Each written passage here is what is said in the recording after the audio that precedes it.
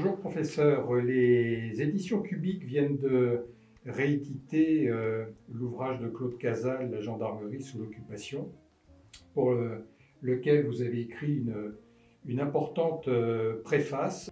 Est-il pertinent de rééditer ce livre aujourd'hui ? Ah, tout à fait, et pas seulement parce qu'il est épuisé depuis longtemps. Alors, pourquoi le destin de la gendarmerie sous l'occupation doit-il toujours retenir l'attention, y compris au début du XXIe siècle ? Eh bien parce qu'il offre un observatoire particulier sur le fonctionnement d'une force militaire originale qui se trouve à l'interface entre l'État et la société.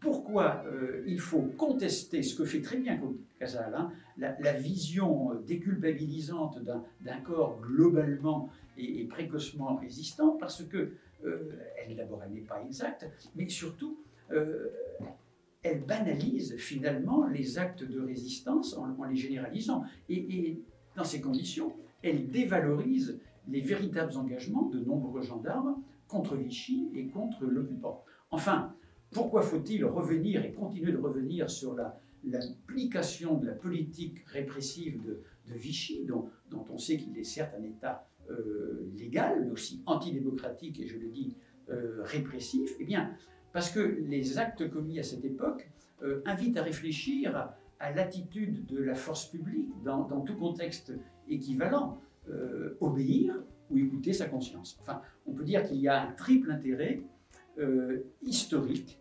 mémoriel et même civique à la réédition de ce livre, rédigé il y a maintenant 30 ans.